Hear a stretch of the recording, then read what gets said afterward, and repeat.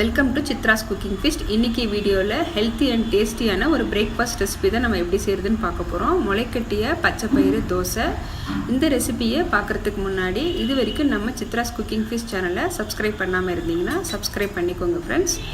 இப்போ வாங்க crispy and டேஸ்டியான தோசை எப்படி செய்கிறதுன்னு நம்ம வீடியோக்குள்ளே போய் பார்க்கலாம். பச்சைப்பயிறு தோசை செய்கிறதுக்கு ஒரு கப்பு மெஷர்மெண்ட் எடுத்திருக்கேன். எல்லாமே ஒரே அளவாக எடுத்திருக்கேன். நீங்கள் டம்ளரில் கூட மெஷர் பண்ணிக்கலாம். பிகினர்ஸுக்கு கொஞ்சம் ஈஸியாக இருக்கும்னு இந்த மாதிரி நான் ஒரு கப்பில் எடுத்திருக்கேன். பச்சைப்பயிரில் பார்த்திங்கன்னா நிறைய நியூட்ரியன்ட்ஸ் இருக்குது. அதுவும் நமக்கு முளைக்கட்டி வச்சு நம்ம அதை யூஸ் பண்ணும்போது இன்னும் நமக்கு டபுள் மடங்கு பெனிஃபிட்ஸ் இருக்குது. இப்போது ஒரு பாத்திரம் எடுத்துக்கிட்டேன். இதில் ஒரு கப் அளவுக்கு ரேஷன் பச்சரிசி சேர்த்துக்கலாம். பச்சரிசிக்கு பதிலாக நீங்கள் இட்லி அரிசி கூட யூஸ் பண்ணிக்கலாங்க.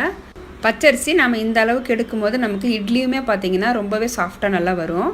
ஆனால் நான் இன்றைக்கி உங்களுக்கு தோசை தான் செய்து காட்ட போகிறேன். அதே கப்பில் அரை கப் அளவுக்கு உருட்டு உளுந்து எடுத்துருக்கேன். நீங்கள் கருப்பு உளுந்து கூட சேர்த்துக்கலாம். 1 டீஸ்பூன் அளவுக்கு வெந்தயம் சேர்த்துக்கிறேன். தண்ணி விட்டு 2 to 3 தடவை நல்லா அலசி எடுத்துக்கலாம். இப்போ நல்லா வாஷ் பண்ணி எடுத்தாச்சு. அரிசியில் நல்ல தண்ணி சேர்த்துட்டு ஒரு 4 மணி நேரம் ஊற வச்சுக்கலாங்க.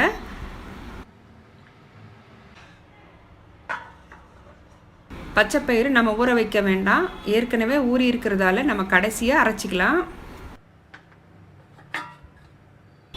இப்போ 4 மணி நேரம் ஆயிருக்குங்க. இப்போ அரைச்சி எடுத்துக்கலாம். இப்போ ஒரு மிக்ஸி ஜார் எடுத்துக்கிட்டேன். இதில் நம்ம முளைக்கட்டி வச்சுருந்த பச்சைப்பயிறு சேர்த்துக்கலாங்க. சேர்த்துட்டு தண்ணி விட்டு கொஞ்சம் நைஸாக அரைச்சி எடுத்துக்கலாம். இந்த அளவுக்கு அரைச்சி எடுத்துக்கோங்க. அரைச்சதை இப்போ ஒரு பாத்திரத்தில் சேர்த்துக்கிறேன். அடுத்தது நம்ம அரிசி அரைச்சிக்கலாம். நீங்கள் கிரைண்டரில் கூட அரைச்சிக்கலாங்க.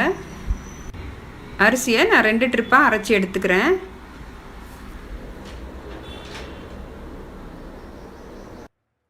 இப்போ அரிசி எல்லாமே அரைச்சி எடுத்தாச்சு. நல்லா கை வச்சு 1 நிமிஷத்துக்கு நல்லா கலந்துக்கலாம். அப்போ தான் நமக்கு நல்லா பொங்கி வரும்.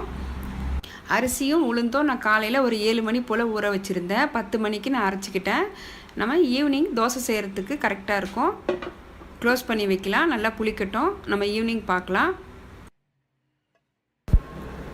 மாவு பாருங்கள் எந்த அளவுக்கு சூப்பராக நமக்கு பொங்கி வந்திருக்கு. கரண்டில் எடுக்கும்போது நமக்கு வெயிட்லெஸ்ஸாக இருக்குது பாருங்கள்.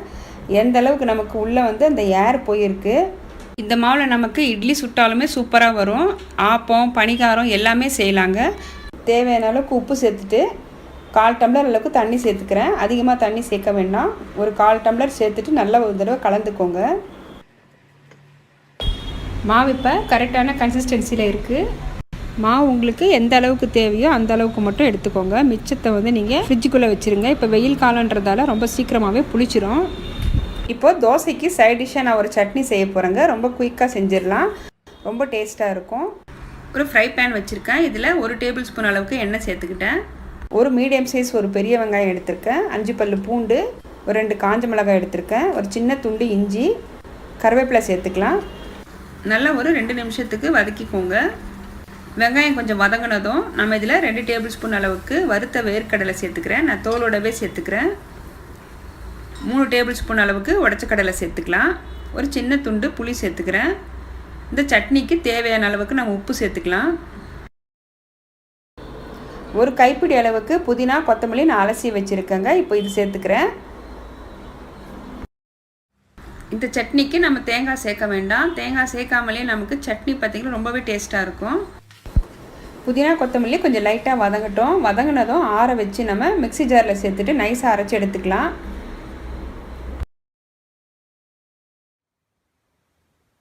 சட்னி இப்போ அரைச்சி எடுத்தாச்சு. அரைச்சதை ஒரு பவுலில் சேர்த்துக்கலாம். இதுக்கு ஒரு தாளிப்பும் ஒன்று கொடுத்துடலாம். சட்னி இப்போ நமக்கு ரெடி ஆயிடுச்சுங்க. இப்போ தோசை ஊற்ற ஆரம்பிச்சிடலாம்.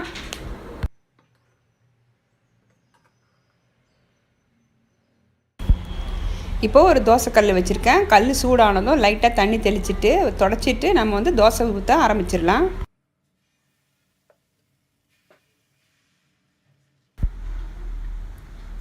மாவு 2 கரண்டி சேர்த்துட்டு நல்லா தோசையை பெருசாகவே நான் தேய்ச்சிக்கிறேன். 1 டீஸ்பூன் அளவுக்கு நெய் சேர்த்துக்கலாங்க. எப்போவும் ஒரே மாதிரியான தோசை செய்யாமல் இது போல் நீங்கள் பச்சைப்பயிறு, அதுவும் முளைக்கட்டிய பச்சைப்பயிறு வச்சு நீங்கள் செஞ்சு பாருங்கள். டேஸ்ட்டும் நல்லாயிருக்கும், உடம்புக்கு ரொம்பவே ஹெல்த்தி. நல்லா மொறு மொறுன்னு வந்திருக்கு பாருங்கள் தோசை. இதே போல் நான் உங்களுக்கு இன்னொரு தோசையும் ஊற்றி காட்டுறேன் பாருங்கள்.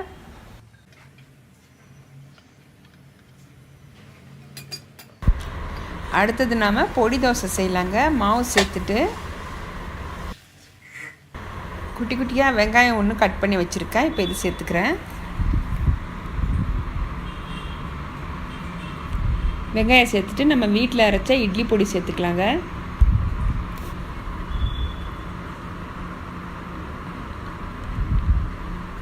மேலே கொஞ்சம் நெய் சேர்த்துக்கிறேன்.